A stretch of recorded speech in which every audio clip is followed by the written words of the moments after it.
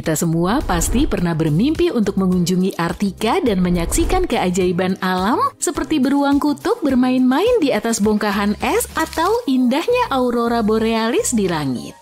Nah, tapi berbeda halnya dengan di Antartika yang tidak akan dibanjiri turis dalam waktu dekat. Ingin tahu kenapa? Yuk kita bahas lebih lanjut. Pertama, di mana letak Antartika? Letaknya di belahan bumi selatan, tepatnya di Kutub Selatan.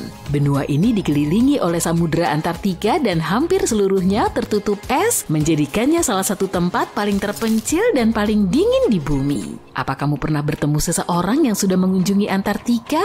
Pasti belum kan? Antartika adalah salah satu tempat yang paling jarang dikunjungi di planet ini dan hanya segelintir petualang beruntung yang pernah melihat langsung wilayahnya yang sebagian besar terdiri dari gletser dan hamparan es. Tapi percaya deh, marga satwa dan pemandangan di sana sungguh luar biasa.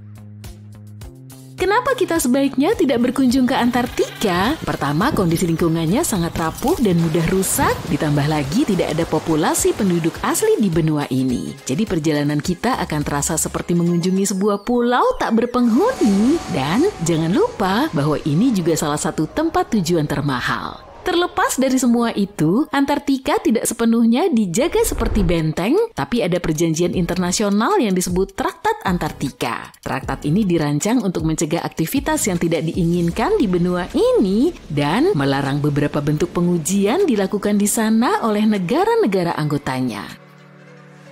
Namun alasan utama kita tidak bisa melenggang begitu saja ke Antartika adalah karena ekosistemnya yang rapuh dan butuh perlindungan. Traktat ini menyatakan bahwa Antartika hanya boleh digunakan untuk tujuan damai dan harus bebas dari aktivitas manusia yang bisa merusak lingkungan. Para ilmuwan masih mempelajari ekosistem unik di benua ini dan aktivitas serta mesin-mesin kita bisa mengganggu keseimbangan yang ada di sana.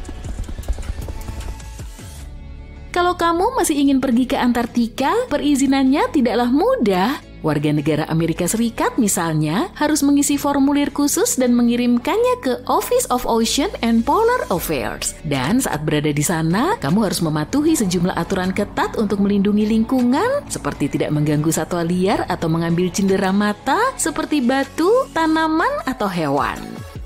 Nah, secara teknis, bisakah kita tinggal di Antartika? Meskipun tidak ada hukum yang melarang orang untuk menetap di sana, lingkungannya sangat tidak ramah dan tidak cocok untuk tempat tinggal manusia. Suhunya bisa mencapai minus 60 derajat Celcius atau lebih rendah, sehingga hampir mustahil bagi siapapun untuk bertahan hidup tanpa peralatan dan pengalaman yang memadai. Ditambah lagi daratan terdekat berjarak lebih dari 1.600 km jauhnya yang membuat penduduknya benar-benar terisolasi dari dunia luar. Siapa tahu mungkin suatu hari nanti kita bisa mengunjungi benua yang unik dan memukau ini, tapi sampai saat itu tiba, yuk kita kagumi dari jauh saja. Sekarang kita bahas sedikit tentang penemuan Antartika. Tidak seperti tempat lain yang sudah dihuni, Antartika tidak memiliki populasi penduduk asli. Para filsuf Yunani kuno mengetahui adanya benua ini dan menyebutnya Anartos yang berarti di seberang beruang. Beruang yang dimaksud bukanlah beruang kutub, melainkan rasi bintang beruang besar dan beruang kecil yang hanya dapat diamati di belahan bumi utara. Alhasil istilah ini menandakan kebalikan dari negeri beruang. Pelayaran perburuan paus dan anjing laut pada akhir tahun 1700-an dan awal 1800-an menjelajah lebih jauh ke selatan ketika melewati Tanjung Horn di ujung Amerika Selatan. Saat itu, diketahui bahwa pergi lebih jauh ke selatan seringkali berarti angin yang lebih kencang, risiko menabrak es mengambang dengan berbagai ukuran, serta angin dan lautan yang bisa berbahaya bagi kapal dan awaknya. Kapten James Cook menjadi orang pertama yang melintasi lingkar Antartika pada 17 Januari 1773 di wilayah Laut Ross. Dia mencapai titik yang lebih jauh ke utara setahun kemudian dan meskipun tidak melihat daratan, dia sampai pada jarak 80 km dan melihat tumpukan batu di dalam gunung es yang menandakan adanya daratan di wilayah selatan. Penampakan pertama Antartika diakui secara luas pada bulan Januari 1820 dalam pelayaran 2 kapal di bawah komando Kapten Fabian Gottlieb von Bellinghausen sebagai bagian dari ekspedisi penjelajahan mengelilingi dunia selama 2 tahun guna mencari daratan baru. Kapal-kapal kapten ini menjadi yang pertama melintasi lingkar Antartika sejak James Cook. Pendaratan pertama yang tak terbantahkan di Antartika baru terjadi pada 24 Januari 1895 di Tanjung Adare dalam ekspedisi perburuan paus yang dipimpin oleh Henry Bull. Sebuah perahu kecil dengan 6 atau mungkin 7 orang di dalamnya didayung ke daratan saat kondisi laut sedang tenang.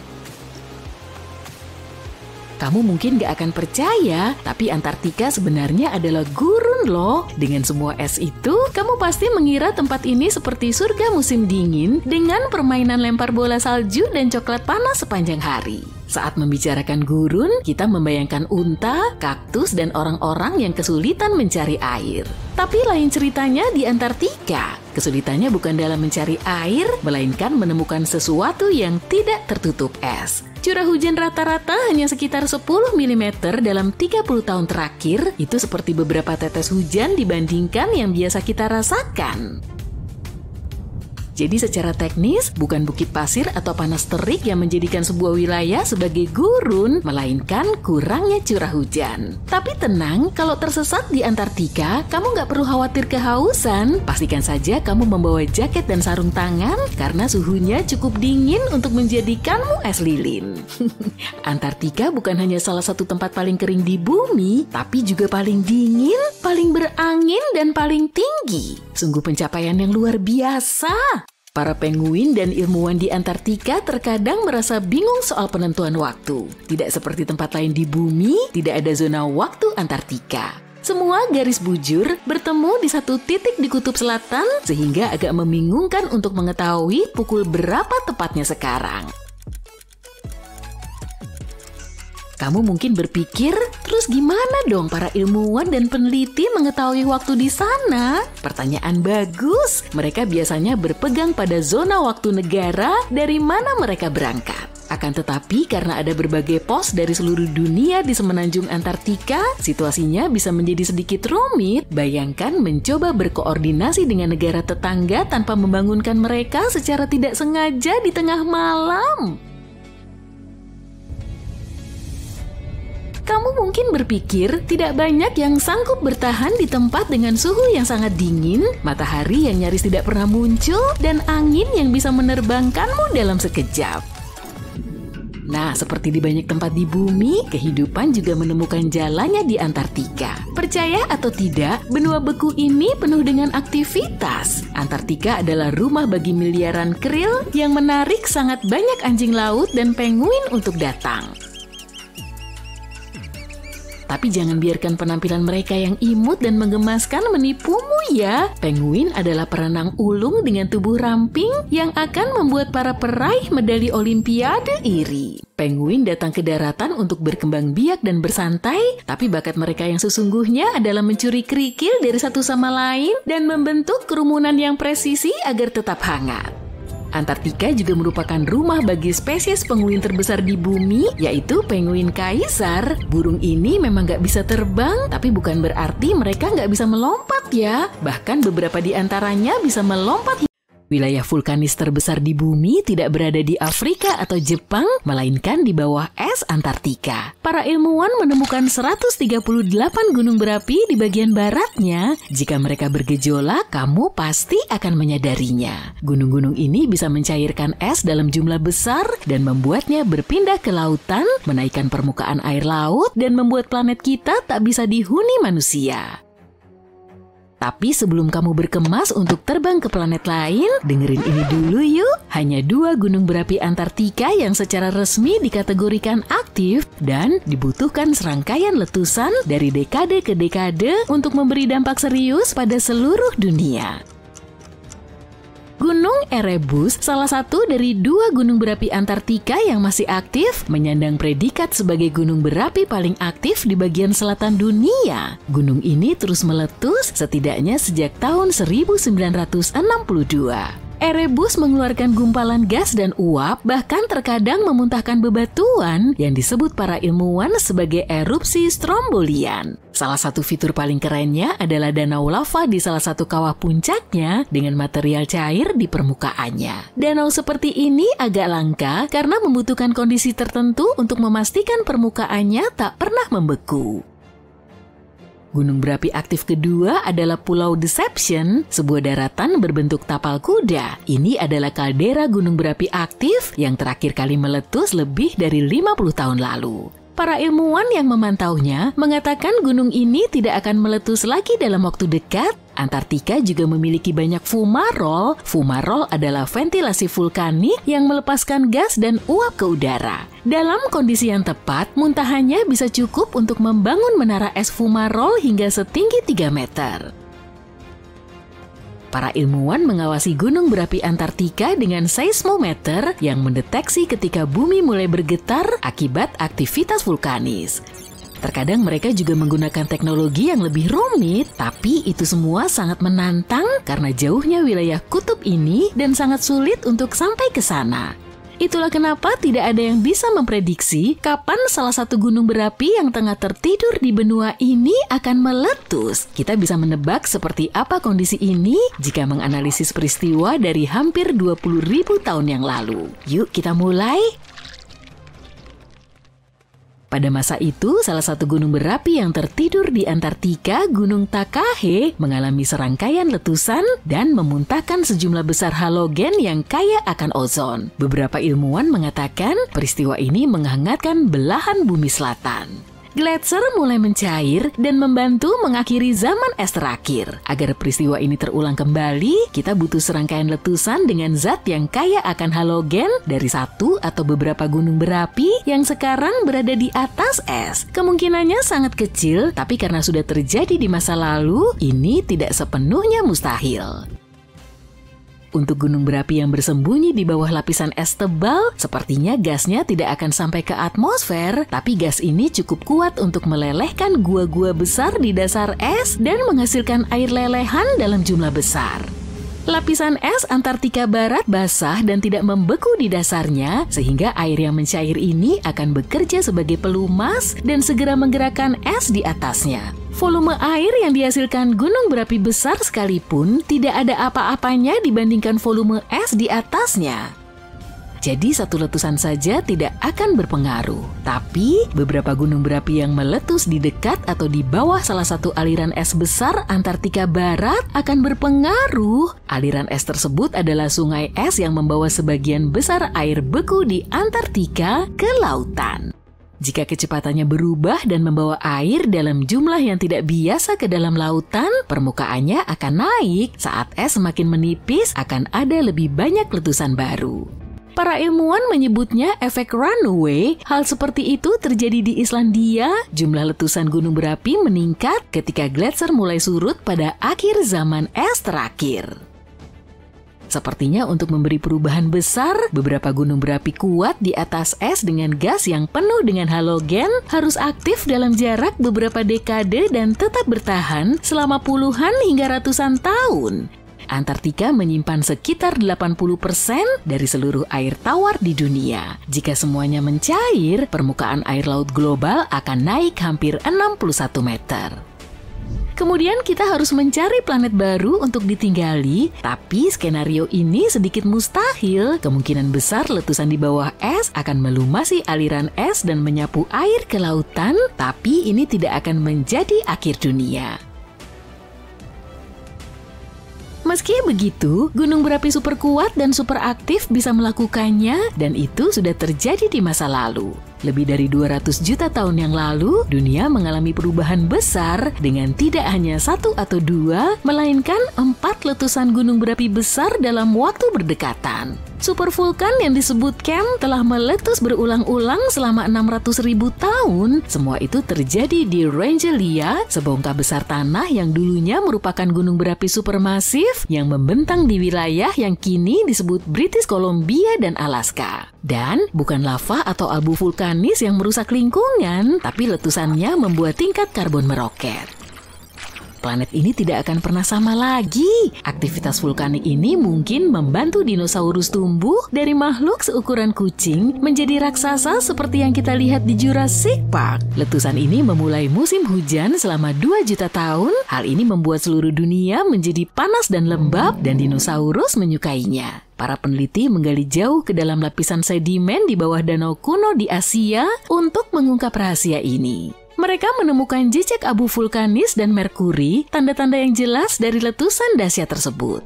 Ada penanda karbon yang menunjukkan lonjakan besar tingkat karbon dioksida. Ini membuat atmosfer menjadi panas dan hujan pun turun deras. Kabar buruknya, letusan seperti ini bisa saja terjadi lagi. Gunung berapi di bawah Taman Nasional Yellowstone telah tertidur selama hampir 70.000 tahun. Tapi jika ia terbangun, letusannya akan jauh lebih dahsyat daripada letusan Gunung St. Helens di tahun 1980. Letusan ini dianggap letusan gunung berapi paling dahsyat dalam sejarah Amerika Serikat. Letusan ini terjadi setelah 2 bulan gempa bumi dan injeksi magma di bawah gunung berapi yang melemahkan dan menghancurkan seluruh permukaan utara gunung. Kolom letusannya mencapai 24.000 meter lebih ke atmosfer dan menyebarkan abu ke 11 negara bagian Amerika Serikat serta beberapa provinsi Kanada. Letusan Yellowstone terakhir 1000 kali lebih besar dari itu. Tanah di atas Yellowstone berada di atas titik panas yang terbentuk dari batuan cair dan setengah cair yang disebut magma. Magma ini mengalir ke sebuah ruang di bawah taman sekitar 6-9 km dalamnya, membuat tanah mengembang seperti balon. Tapi kemudian saat mendingin, tanah akan kembali ke kondisi biasanya. Para pengamat gunung berapi telah mengamati hal ini selama 1 abad. Mereka melihat tanah terangkat sekitar 25 cm sekitar 20 tahun lalu. Tapi sejak tahun 2010, tanah Antartika adalah benua paling terpencil di planet ini. Benua ini memiliki 90% es dunia, tapi dianggap sebagai gurun karena curah hujan tahunannya hanya sekitar 20 cm. Kamu mungkin tidak menyangka benua ini adalah gurun saat melihatnya, karena warnanya yang putih dan penuh dengan satwa liar. Tapi Antartika tidak hanya seperti yang terlihat di permukaan. Ada banyak hal yang tersembunyi di bawahnya, dan bahkan di atasnya. Atlantis telah lama menjadi misteri bagi umat manusia. Apakah Atlantis pernah ada? Dan jika memang ada, di manakah letaknya? Salah satu teori mendukung bahwa peradaban Atlantis bisa saja tumbuh dan berkembang di benua Antartika ketika belum diselimuti es. Dikarenakan adanya era siklus bumi, yaitu zaman es dan periode interglasial, diyakini bahwa Antartika sebenarnya adalah hutan tropis. Selain itu, sebuah foto dari Google Earth baru-baru ini menemukan beberapa reruntuhan menarik yang terkubur jauh di dalam dasar danau di benua es tersebut. Masih belum jelas dari peradaban mana sisa-sisa peninggalan ini berasal, tapi beberapa teoretikus percaya bahwa itu bisa jadi adalah Atlantis. Dan danau-danau Antartika yang membeku ini menyimpan lebih banyak lagi di bawahnya. Pada tahun 1970-an, para ilmuwan terkejut saat menemukan danau-danau besar di bawah lempengan es di benua yang membeku ini. Lebih dari 400 dasar danau diyakini ada di bawah lapisan esnya. Danau Vostok, misalnya, danau subglasial terbesar di sana terkubur di bawah es setebal 3 km. Ada juga gua-gua es biru jernih yang tersembunyi di sana. Air di danau-danau ini tetap cair karena adanya sedikit panas bumi dari inti bumi. Para ilmuwan juga percaya bahwa beberapa danau berusia sekitar 15 juta tahun. Sudah tua sekali ya. Nah, di antara fenomena unik yang terjadi di benua ini, bisa dibilang Antartika adalah rumah bagi sebuah air terjun yang sangat aneh. Pada tahun 1911, seorang ahli geologi Australia bertanya-tanya tentang apa yang disebut air terjun darah. Dia sangat dibingungkan oleh cairan merah yang mengalir dari lereng bukit kecil di antara es Antartika. Setelah bertahun-tahun mempelajarinya, akhirnya diketahui bahwa yang menyebabkan warna merah tersebut adalah kandungan zat besi yang tinggi di dalam air. Bagian terakhir dari teka-teki itu terungkap ketika para ilmuwan menemukan ada danau bawah tanah dengan air yang penuh dengan besi teroksidasi di dekatnya, yang merupakan sumber dari air terjun darah itu. Bicara soal teka-teki, gambar ini mungkin cukup membingungkan. Lagi pula, kenapa seseorang perlu membawa uang tunai ke Antartika? Oke, kita bahas sedikit sejarah lebih dulu. Pada tahun 1956, Amerika Serikat mendirikan stasiun penelitian McMurdo, yang merupakan pusat sains terbesar di benua tersebut hingga saat ini. Pada puncaknya, stasiun penelitian McMurdo menampung 200 hingga 1.000 orang ilmuwan. Dan orang-orang ini butuh uang untuk membeli kopi, pizza, dan hal-hal lain untuk memenuhi kebutuhan sehari-hari. Saat itulah Wells Fargo memutuskan untuk memasang mesin ATM di sana. Oh, dan mereka bahkan mencetak rekor dunia Guinness dengan cara ini. ATM Wells Fargo di stasiun penelitian McMurdo adalah yang paling selatan dan juga paling kesepian di dunia karena tidak ada ATM lain dalam jarak ratusan kilometer. Suhu sangat dingin di Antartika bisa membuat benua ini tidak bersahabat bagi kehidupan manusia. Faktanya, Antartika adalah benua terdingin, terkering, dan paling berangin di planet kita. Suhu rata-rata di sepanjang pantainya adalah sekitar minus 10 derajat Celcius. Tapi ketika masuk ke pedalaman Antartika, suhunya menjadi lebih dingin lagi. Interior benua ini bisa mencapai suhu sekitar minus 57 derajat Celcius. Sisi positifnya, kondisi yang sangat dingin ini bisa menciptakan beberapa fenomena yang memukau, seperti gelembung es. Gelembung-gelembung yang membeku di dalam beberapa danau Antartika ini adalah gelembung gas metana. Gas yang dilepaskan dari pencairan gletser berakhir membeku di pertengahan jalan dan menciptakan pemandangan yang indah dan eksotis. Kayaknya metana belum pernah kelihatan secantik ini ya. Beberapa tahun lalu, para ilmuwan dikejutkan oleh sebuah lubang raksasa seukuran negara Belanda di salah satu danau di Antartika. Sebagai gambaran, ukurannya kurang lebih sebesar Danau Michigan. Lubang-lubang ini disebut polinia dan merupakan fenomena alam di benua ini. Tapi yang satu ini menjadi lubang terbesar yang pernah dilihat oleh para ilmuwan sejak tahun 1970-an. Jadi, perlu dipahami bahwa polinia adalah lubang besar di lautan es. Sebagian besar polinia ditemukan di sepanjang pantai benua ini, tapi yang baru ini ditemukan di Laut Weddell, lumayan jauh dari pantai. Para ilmuwan masih berusaha memahami bagaimana hal itu bisa terjadi dan apa artinya terhadap iklim di wilayah tersebut. Ada satu keunikan di benua ini yang tampak seperti buatan manusia dan bahkan telah memunculkan beberapa teori di seluruh dunia mengenai asal-usulnya. Formasi ini terlihat persis seperti piramida buatan manusia lainnya ya. Satu-satunya perbedaan adalah bahwa ini sebenarnya formasi batuan alami dan sudah ada sejak lama. Batuan ini pertama kali ditemukan dalam sebuah ekspedisi pada tahun 1910-an dan terus dirahasiakan sejak saat itu. Formasi ini disebut piramida, tapi nama ilmiahnya yang benar adalah Nunatak, yang berarti puncak batu yang menonjol di atas gletser atau lapisan es. Ada beberapa puncak terkenal lainnya yang tampak seperti piramida, seperti Matterhorn di Swiss. Jadi ini benar-benar bukan buatan manusia. Kami yakin akan hal itu. Dan masih banyak lagi daftar penemuan yang memukau di benua es ini. Sebuah program kecerdasan buatan sedang menganalisis serangkaian data di Antartika ketika menjumpai sebuah penemuan yang menakjubkan. Kemungkinan ada hingga 300.000 meteorit yang belum ditemukan di dataran es di benua ini. Kenyataannya, meteorit sudah berjatuhan di benua ini selama jutaan tahun. Tapi baru 110 tahun yang lalu meteorit yang pertama ditemukan. Dan tahu nggak? Baru-baru ini para peneliti menemukan meteorit Mars di Antartika Timur. Ini menjadi meteorit terbesar yang ditemukan dalam 25 tahun terakhir dan beratnya sekitar 75 kg. Nah, biasanya api dan es adalah kombinasi yang agak janggal. Jadi mungkin kamu nggak mengira Antartika punya gunung berapi yang aktif kan? Tapi ternyata ada loh.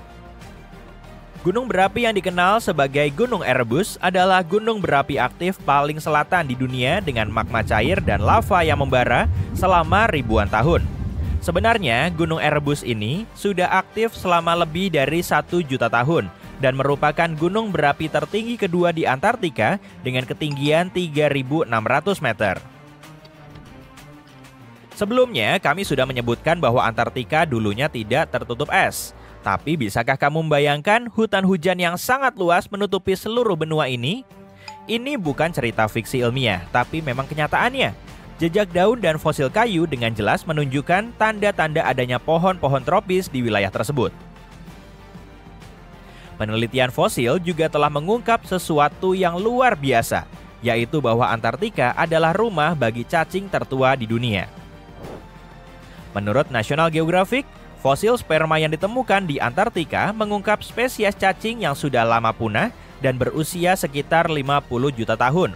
Para ilmuwan menyatakan bahwa penemuan ini sangat penting untuk mempelajari beberapa hubungan evolusi dan bahwa ini mungkin terjadi berkat pembekuan sampel tersebut selama ribuan tahun. Antartika adalah benua yang kaya akan keanekaragaman hayati. Penguin, beruang kutub, dan anjing laut hanyalah beberapa hewan yang kita ketahui ada di sana. Tapi, ada juga spesies ikan langka dan menarik yang menghuni perairan Antartika. Dikenal sebagai ikan transparan, spesies ini aneh sekaligus indah. Ikan ini harus beradaptasi untuk bertahan hidup di suhu air yang dingin di Antartika, sampai-sampai ia berevolusi menjadi makhluk yang unik. Selain tubuh yang transparan, ikan ini juga memiliki darah yang transparan, sehingga membuatnya benar-benar tembus pandang. Hal ini karena mereka tidak memiliki protein hemoglobin yang memberikan warna merah pada darah. Keren banget ya? Ketika membayangkan Antartika, kamu mungkin terbayang gunung es, bukan? Jadi berikut ini. Tidak banyak yang bisa kita lakukan di Antartika selain penelitian ilmiah. Kamu bisa melihat-lihat satwa liar seperti penguin dan anjing laut imut. Kamu juga bisa melihat paus berenang sesekali di sekitar sana. Antartika adalah salah satu dataran terbesar di dunia yang hanya dihuni oleh para ilmuwan dan peneliti dari seluruh dunia. Para ilmuwan ini menggali lubang menembus es yang cukup tebal untuk mempelajari udara zaman kuno dan bagaimana atmosfer bisa membersihkan dirinya sendiri. Mereka menggunakan bor spesial dan menggali lubang silinder sedalam 140 meter di bawah permukaan. Sebagian es ini berumur hingga 800.000 tahun dan merupakan indikator yang baik mengenai iklim di masa lalu. Penelitian ini mirip pengecekan kambium untuk menentukan berapa umur suatu pohon. Hanya saja, ini jauh lebih rumit. Penggalian itu mudah dan mereka memutuskan untuk menjatuhkan es ke dasar lubang guna melihat apa yang akan terjadi selanjutnya. Mereka mendengar suara yang sangat tidak biasa. Kedengarannya seperti berada di pesawat luar angkasa yang melintasi banyak rintangan dan bebatuan yang saling menabrak. Tinggi nadanya berubah seiring semakin jauh es ini jatuh, mulai dari nada tinggi dan diakhiri suara rendah mirip detak jantung. Para ilmuwan bingung saat pertama kali mendengarnya dan menjatuhkan es lagi. Tapi alhasil, mereka mendengar jenis suara yang sama sekali lagi. Namun variasinya berbeda. Mereka tidak tahu apa yang ada di bawah sana dan yang lebih penting, kenapa suara semacam ini bisa terdengar. Antartika punya sejumlah gunung berapi. Banyak di antaranya berada di bawah lapisan es yang sangat tebal. Para ilmuwan menemukan 91 gunung berapi dan mengklaim masih ada lebih banyak. Dan itu berpotensi menjadikan tempat ini sebagai wilayah vulkanis terluas di dunia. Seraya melakukan penelitian ilmiah rutin, para peneliti menemukan banyak figur kerucut besar yang aneh. Ada yang sedalam 3 km di dalam es, dan yang lain menjulang hingga lebih dari 900 meter dengan lebar puluhan meter. Tapi di permukaan, semuanya sedatar lembaran kertas. Mereka mungkin menjatuhkan es ke dalam gunung berapi, tapi kemungkinannya kecil. Meski keberadaan gunung berapi bawah tanah ditemukan secara tidak sengaja, ada kemungkinan kecil pusat penelitian mereka dibangun di atas salah satunya. Kemungkinan besar, mereka bekerja di suatu area tempat penelitian iklim kuno jauh lebih mudah dan tidak seberbahaya di tempat lain. Mereka mengumpulkan sampel es dan mempelajarinya di laboratorium. Kegiatan ini mirip seperti menemukan serangga prasejarah di dalam batu ambar jutaan tahun lalu saat dinosaurus masih berkeliaran di bumi. Tapi alih-alih serangga kecil, para ilmuwan mempelajari debu, gelembung udara, garam laut, abu vulkanis, dan objek lain yang mungkin berasal dari lingkungan prasejarah. mereka bisa mengetahui seperti apa iklim pada masa itu. Sampel es ini mungkin menunjukkan bahwa lapisan es barat Antartika meleleh saat iklim bumi memanas. Jika benar, ini mungkin akan terjadi lagi. Itu berarti akan ada peningkatan permukaan laut yang memengaruhi kota-kota pesisir dan pulau-pulau kecil. Tapi para ilmuwan belum yakin akan kebenarannya, meski ada beberapa bukti pendukung. Proses mempelajari sampel es dapat memakan waktu seminggu atau bahkan setahun, tergantung pada temuan mereka. Para peneliti menghancurkan atau melelehkan sampel sedikit demi sedikit. Dan layaknya kambium pohon, makin dalam lapisannya, makin jauh kita kembali ke masa lalu. Untuk mempelajari gelembung prasejarah yang terperangkap di dalam es, para peneliti harus menghancurkan sampel di ruang hampa agar udaranya tidak keluar selama proses ekstraksi udara dan memasukkannya ke botol. Ada berbagai instrumen dan perangkat untuk mempelajari sampel es, tapi karena sampel es ini sangat sensitif, tiap pengukuran harus dilakukan di dalam ruangan yang bersih untuk mencegah hal-hal yang tidak diinginkan. Para ilmuwan harus mengenakan baju pelindung yang tepat dan berlapis-lapis sarung tangan yang terus-menerus disuplai udara. Hal terkecil seperti sidik jari saja dapat merusak sampel es ini. Para peneliti mencari pola tertentu untuk melihat perubahan komposisi atmosfer dan suhu. Tapi menjatuhkan es ke dalam lubang bukanlah ide yang buruk. Alasan kenapa es tadi membuat suara yang aneh sama dengan kenapa suara klakson mobil yang bergerak terdengar berbeda dibandingkan saat diam. Istilah ilmiah untuk fenomena ini adalah efek Doppler, yaitu perubahan yang jelas dalam frekuensi gelombang berkenaan dengan pengamat yang bergerak relatif terhadap sumber gelombang suara. Bukan berarti frekuensi suaranya berubah, melainkan hanya bergeser. Efek yang sama juga terjadi pada jenis gelombang lain seperti air dan cahaya. Tapi gelombang suara adalah yang paling populer dalam pembahasan efek Doppler. Jadi, saat para ilmuwan menjatuhkan es ke dasar lubang, gelombang suara merambat lagi ke atas dan memantul di sekitar tabung sempit yang dibor para peneliti. Itu sebabnya suara piu-piu terdengar. Jangan lupa, es ini terjun sekitar 140 meter ke bawah. Kapal minyak menggali lubang di dasar samudera yang bisa sampai ribuan kilometer di bawah bumi.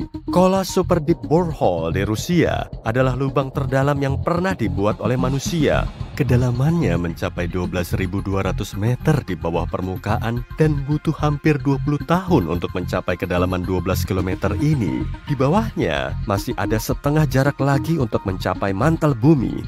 Kalau menurut skala bumi, lubang yang sangat dalam ini cuma seperti goresan di permukaannya. Lubang ini bukan untuk menggali minyak dan letaknya juga bukan di laut. Pengeboran ini dihentikan pada tahun 1992 saat para insinyur menyadari suhunya mencapai 37 derajat Celcius lebih tinggi dari yang mereka perkirakan. Lalu, lubang ini ditinggalkan dan kini menjadi lubang terbengkalai. Tapi sejauh inilah kita pernah menggali ke pusat planet. Seramnya, beberapa pekerja di situs itu mendengar suara-suara yang datang dari dalam. Di Yaman, ada lubang kuno di Barhut, bagian timur negara itu, di tengah-tengah padang pasir. Letaknya sebenarnya lebih dekat ke Oman daripada ibu kota Yaman, Sana'a. Lubang ini membuat para ahli dan penduduk setempat bingung. Tidak seperti lubang di Rusia dan Antartika, lubang ini bukan buatan manusia. Atau mungkin iya. Lubang ini sudah ada selama bertahun-tahun dan penduduk setempat mencoba menghindarinya. Mereka bahkan tidak suka membahasnya karena mengklaim lubang itu membawa nasib buruk bagi orang di sekitarnya atau siapapun yang membahasnya. Katanya, lubang itu dibuat untuk penjara roh, tapi banyak juga yang tidak percaya. Lebar lubang ini 30 meter dan dalamnya sekitar 100-200 meter. Kamu juga bisa mendengar suara aneh yang datang dari dalam. Namun, menurut beberapa ilmuwan, sumur ini hampir tidak memiliki sistem aliran udara dan hampir tidak ada oksigen di sana. Jadi kecil kemungkinannya ada seseorang atau sesuatu tinggal di sana. Challenger Deep di Palung Mariana juga menangkap sejumlah suara gemuruh rendah pada bulan Maret tahun 2016.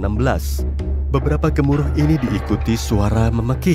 Suara ini direkam dalam rentang waktu berminggu-minggu menggunakan mikrofon yang dibungkus titanium agar tekanan kuat titik terdalam di bumi ini tidak merusaknya. Mereka juga harus menurunkannya perlahan-lahan karena tekanan atmosfernya 1000 kali lipat dibanding di permukaan laut.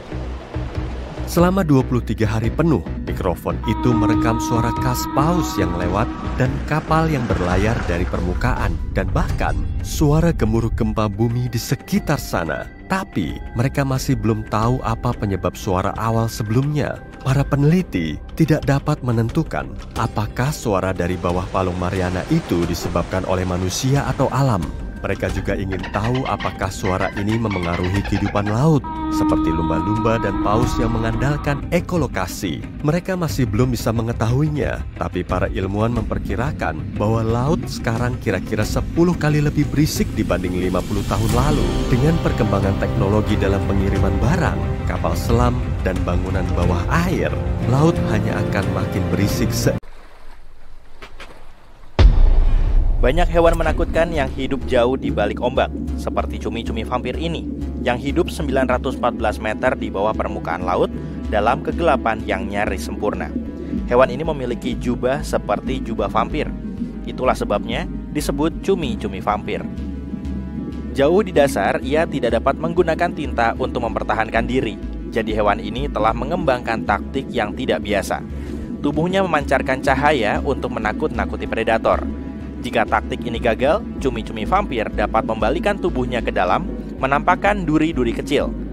Jika kamu menerjemahkan nama ilmiahnya, Vampirotutis invernalis, secara harfiah, itu berarti cumi-cumi vampir dari neraka.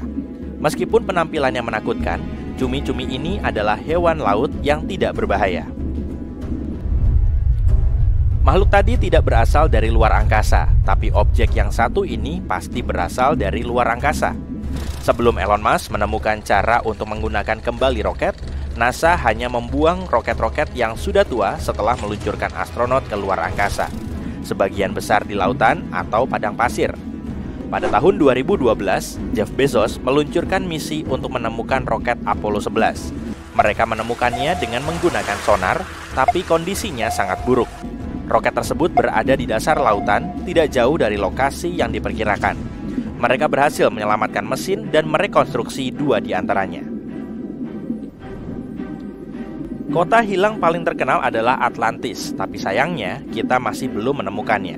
Namun, Heraklion juga hanya sebuah mitos sampai seorang pilot Inggris melihat sesuatu yang tampak seperti kota saat terbang di atas laut Mediterania. Dia melaporkannya dan 60 tahun kemudian sekelompok penyelam pergi ke sana. Mereka terkejut ketika menemukan sebuah kota di bawah air. Kota itu syarat dengan artefak yang dapat memberitahu kita banyak hal tentang sejarah tempat itu. Sekarang, tempat ini menjadi salah satu situs arkeologi bawah laut terbaik di dunia. Dipercaya bahwa naiknya air laut menyebabkan seluruh kota tenggelam. Titanic tenggelam pada tahun 1912. Bangkai kapal tersebut diklaim secara resmi ditemukan 74 tahun kemudian. Namun pada kenyataannya, seorang nelayan menemukan Titanic 8 tahun lebih awal ketika sedang memancing di Samudra Atlantik. Dia sedang menarik jalannya ketika melihat sebuah kepala tersangkut di jaringnya. Untungnya, itu hanyalah kepala boneka. Bertahun-tahun kemudian setelah sang nelayan meninggal dunia, putranya menjual boneka tersebut kepada seorang kolektor boneka. Dia melakukan banyak penggalian dan penelitian tentang setiap orang yang memiliki mainan porselen di Titanic. Dia menemukan pemilik boneka itu. Eva Hart berada di Titanic dan membawa boneka itu bersamanya. Eva selamat dari bencana itu karena keajaiban, tapi bonekanya tidak. Hart bahkan menulis tentang boneka itu dalam jurnalnya, dan setiap detailnya sangat cocok dengan mainan yang ditemukan oleh nelayan tersebut. Ikan tripod hidup jauh di dalam zona abisal, sekitar 6.096 meter di bawah permukaan. Ikan ini beradaptasi dengan kedalaman yang sangat dalam dan menggunakan sirip tripodnya untuk tetap diam di dasar laut. Makhluk ini tidak memiliki mata yang besar, tapi bahkan jika ia memiliki mata ini tidak akan berguna dalam kegelapan. Sebaliknya, ikan tripod menggunakan siripnya seperti antena untuk mendeteksi gerakan apapun di dalam air. Makhluk ini tidak terlalu beruntung dalam hal kehidupan percintaannya, sehingga ia harus mengembangkan taktik unik untuk bereproduksi. Seekor ikan tripod bisa memiliki kelamin jantan dan betina. Makhluk aneh berikutnya adalah ikan kadal. Ikan ini memiliki banyak gigi setajam silet, mulut yang besar, dan mata yang sangat besar yang digunakan untuk berburu. Semua ini membuat hewan ini terlihat aneh. Ikan kadal hidup di kedalaman sekitar 3.350 meter di zona tengah malam, di mana tidak ada cahaya. Hewan aneh ini pada dasarnya memakan segala sesuatu yang bisa masuk ke dalam mulutnya, mulai dari ikan kecil hingga ikan kadal lainnya. Di sisi lain, ketika melihat ikan reptil lainnya, ikan ini mungkin akan jatuh cinta, karena menemukan pasangan di kedalaman tersebut bukanlah tugas yang mudah. Seperti ikan tripod, ikan kadal bisa menjadi jantan dan betina pada saat yang bersamaan. Saat membayangkan sebuah sungai, kita pasti membayangkannya di daratan. Namun alam tidak dapat diprediksi, dan ternyata ada sebuah sungai yang mengalir di bawah lautan di California. Sungai ini mengalir pada kedalaman sekitar 3 km. Sungai ini memiliki semua yang dimiliki oleh sungai biasa: batang kayu yang tenggelam, batang pohon, dan bebatuan. Dan terlepas dari keunikannya, sungai ini bukanlah satu-satunya sungai di dunia. Ada juga sungai bawah laut di Amazon dan Greenland. Makhluk yang menakutkan ditemukan di dekat pantai Angola oleh kendaraan yang beroperasi dari jarak jauh. Makhluk itu terlihat tidak memiliki kepala atau tubuh. Makhluk itu berada di kedalaman sekitar 1.325 meter di bawah permukaan. Setelah melakukan penelitian, para ilmuwan menyimpulkan bahwa benda itu bukanlah sesuatu yang ada di dalam fiksi ilmiah. Itu hanyalah sekelompok Siphonophores yang saling menempel. Pada tahun 2015, seorang pria sedang menyelam di Caesarea, dan sesuatu yang berkilau menarik perhatiannya. Dia mengulurkan tangan, mengambilnya dan menyadari bahwa itu adalah koin emas. Setelah itu, dia memeriksa dasar laut dan menemukan lebih banyak lagi koin emas. Dia melaporkan kejadian tersebut kepada pihak berwenang setempat, dan mereka menyimpulkan bahwa dia telah menemukan harta karun Arab. Koin-koin itu terbuat dari emas padat 24 karat dan berusia beberapa ribu tahun. Namun karena kadar garam dan suhu yang sempurna, koin-koin itu tampak masih baru. Koin-koin itu berasal dari sebuah kapal yang membawa kargo. Kapal itu terjebak dalam badai dan sayangnya tenggelam. Salah satu hal teraneh yang pernah ditemukan ada di Laut Baltik. Ini adalah sebuah anomali yang terlihat seperti diciptakan oleh peradaban yang berbeda. Ditemukan oleh para peneliti Swedia, dan pada dasarnya mereka tidak tahu apa itu. Mereka harus meminta pendapat dari banyak ilmuwan lain. Jika kamu melihat formasi ini dari atas, panjangnya 61 meter dan terlihat persis seperti pesawat luar angkasa yang jatuh. Sulit dipercaya bahwa ini adalah formasi alami, tapi jangan khawatir, formasi ini benar-benar terbentuk secara alami karena Laut Baltik telah mengalami banyak erosi sepanjang sejarah. Kemungkinan besar, formasi aneh tersebut adalah hasil dari proses ini.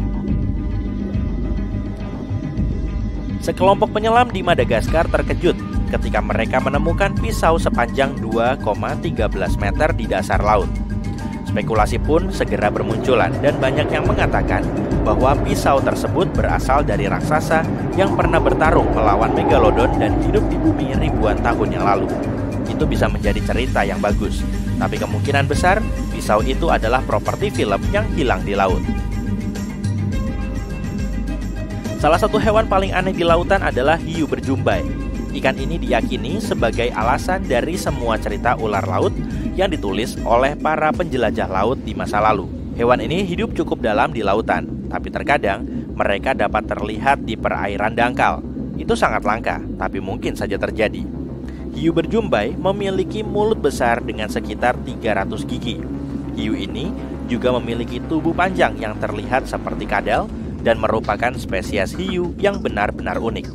Mangsanya bisa berukuran setengah dari ukuran tubuhnya karena perut hiu ini seperti perut ular dan dapat menelan ikan atau krustasea yang sangat besar. Menemukan beberapa ekor cacing di kebun bukanlah masalah besar, tapi setelah melihat cacing sepanjang 8 meter di lautan, kamu pasti akan membuat pakaian selammu makin basah. Cacing ini sangat langka dan sama sekali tidak berbahaya bagi manusia. Cacing ini sebenarnya bukan cacing raksasa.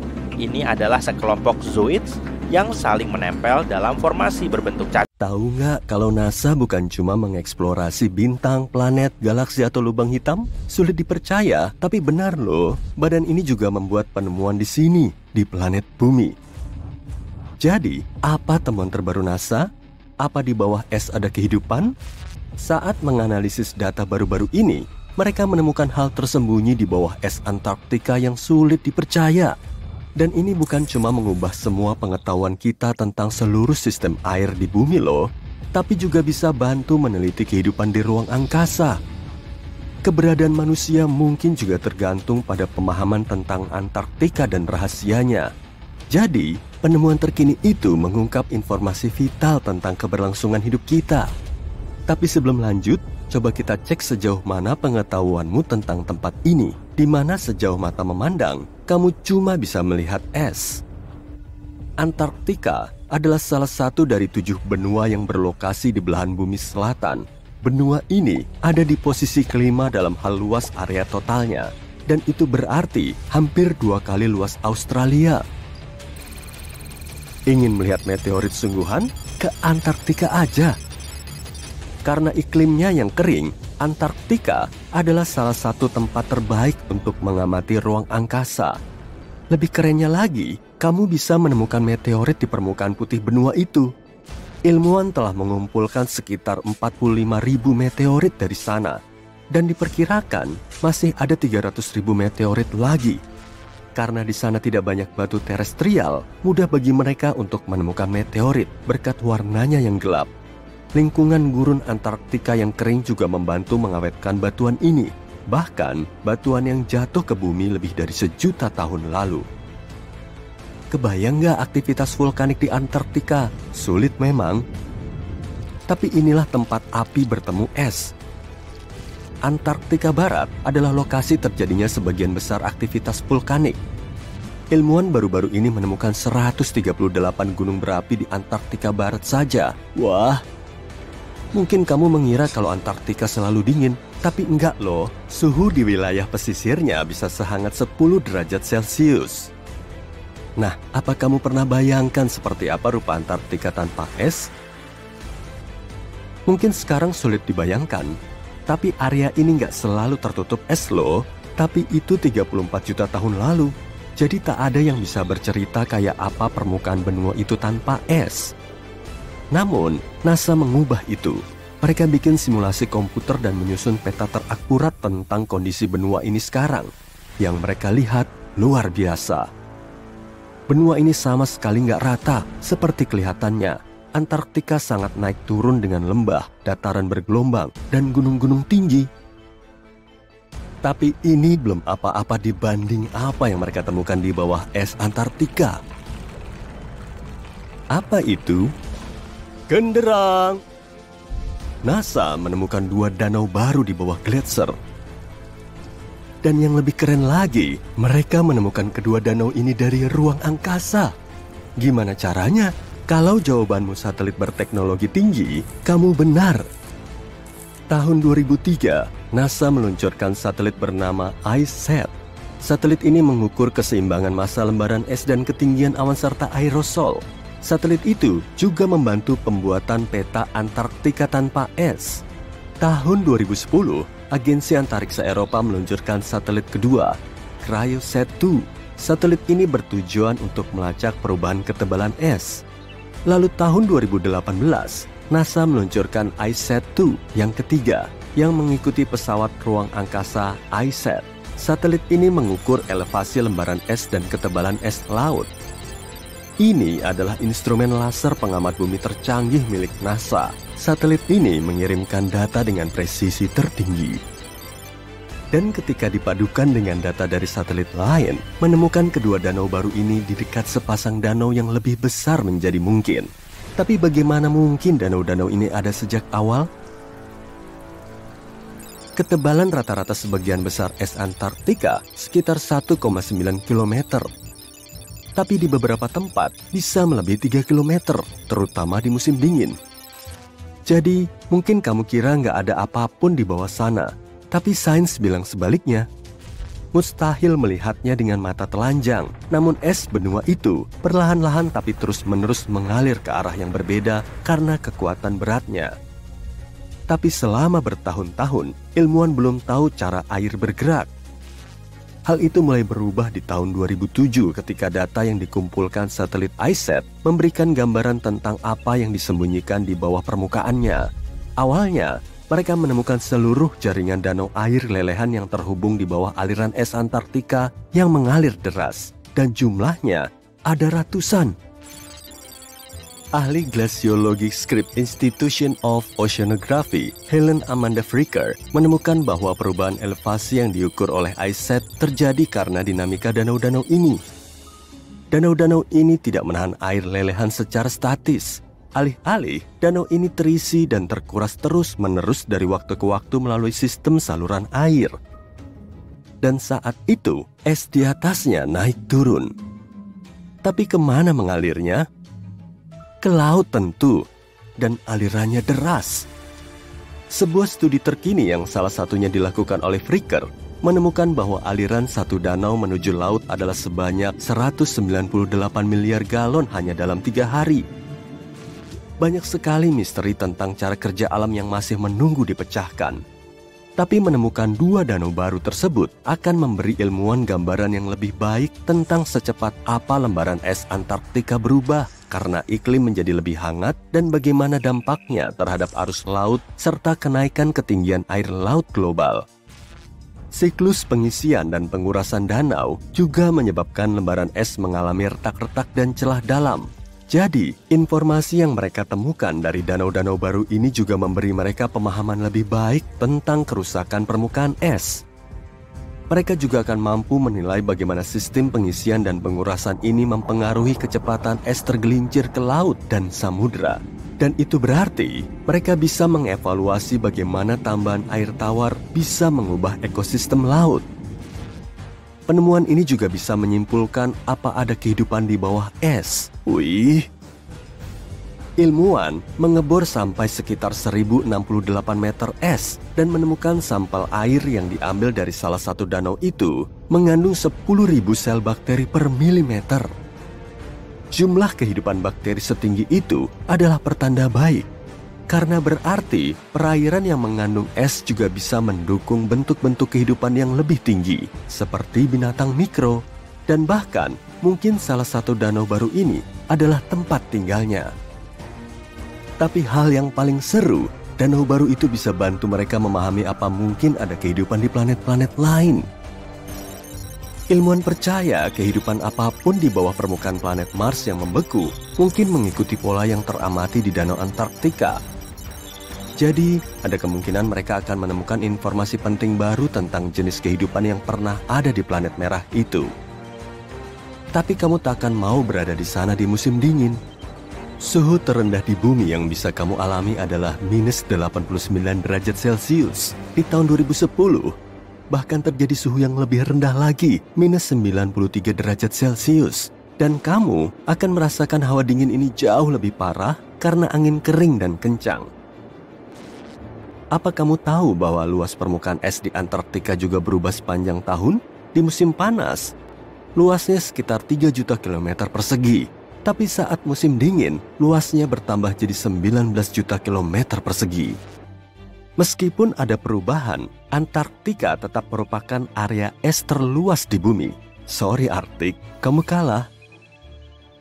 Apa kamu tahu penguin kecil imut ini? Anggap hewan-hewan ini sebagai penduduk.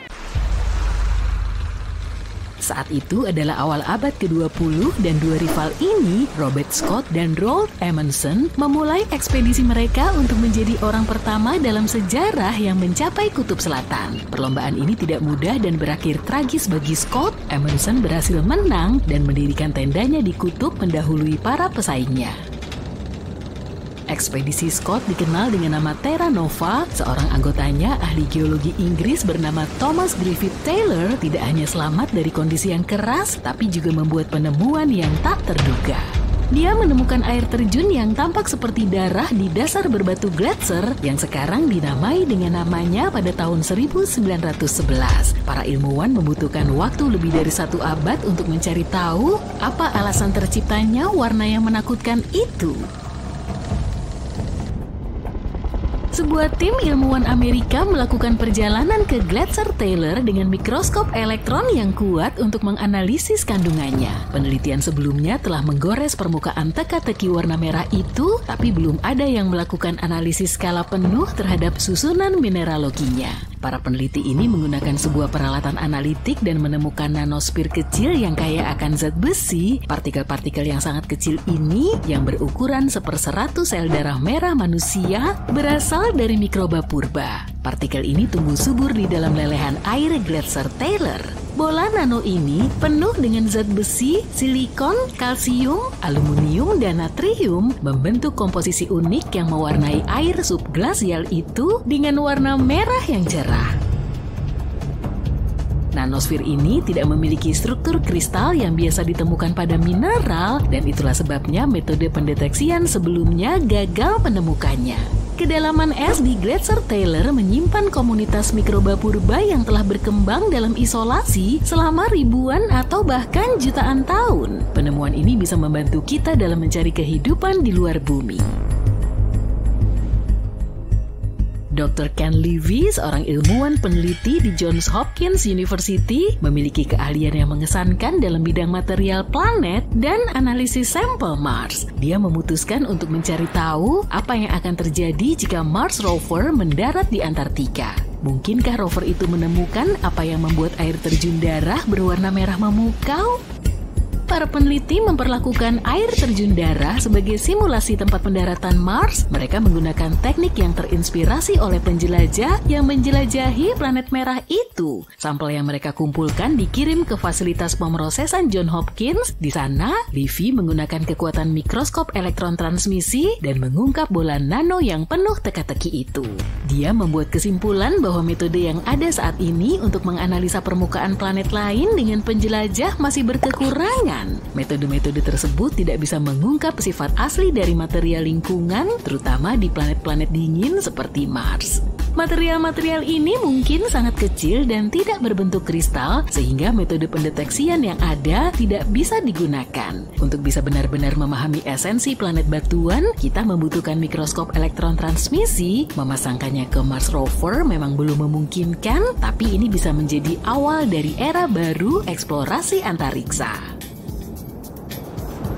Pernahkah kamu melihat air terjun terbakar? Setiap bulan Februari, ketika bintang-bintang berada pada posisi yang tepat, Horsetail Fall di Taman Nasional Yosemite mengalami perubahan yang sensasional. Saat matahari terbenam, sinarnya menerpa air terjun pada sudut yang sempurna, mengubah tampilannya menjadi warna oranye dan merah yang menyala-nyala. Kita tidak tahu persis siapa yang menemukan keajaiban alam ini dan kapan waktunya. Penduduk asli lembah ini mungkin sudah mengetahuinya, namun mereka merahasiakannya. Baru pada tahun 1963, fotografer Galen Rowell mengambil foto air terjun yang pertama kali diketahui itu dan menjadikannya pusat perhatian.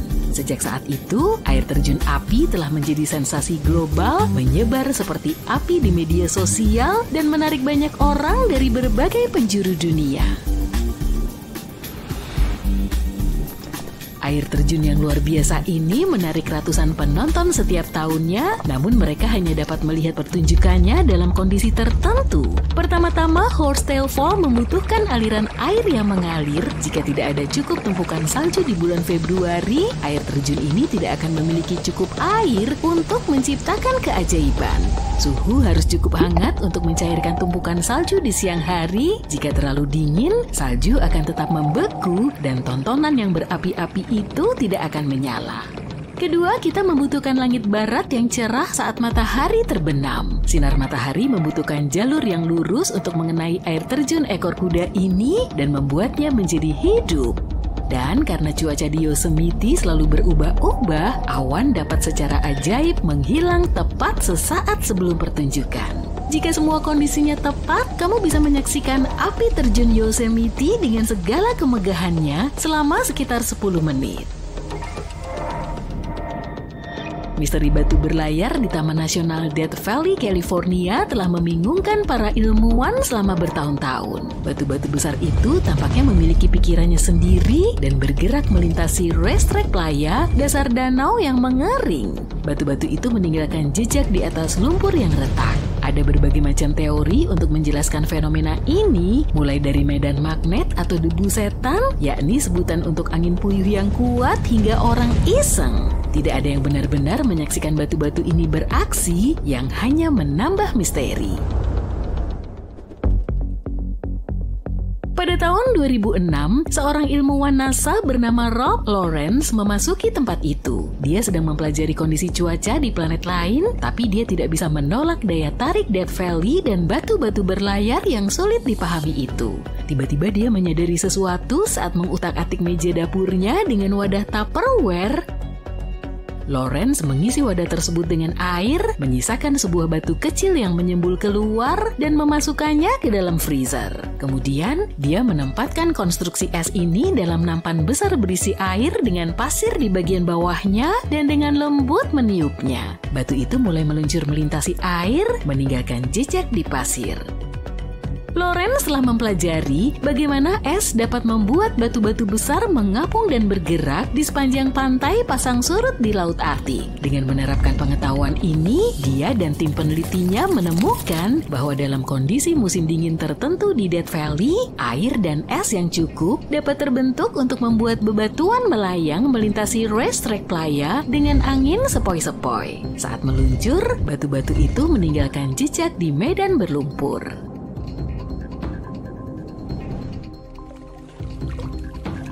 Sungai dengan 5 warna Cano Cristales di Kolombia memiliki gelar tidak resmi sebagai sungai terindah di dunia. Hampir sepanjang tahun, sungai ini terlihat seperti sungai biasa lainnya. Keajaiban yang sesungguhnya terjadi antara musim hujan dan musim kemarau saat tinggi airnya sempurna. Dasar sungai yang unik ini diselimuti dengan tanaman khusus, dan ketika kondisinya tepat, sungai ini akan memancarkan warna yang memukau. Bayangkan warna merah yang cerah, kuning yang memukau, dan hijau yang rimbun, semuanya berbaur dengan air biru, seperti melangkah ke pelangi yang hidup dengan ribuan warna.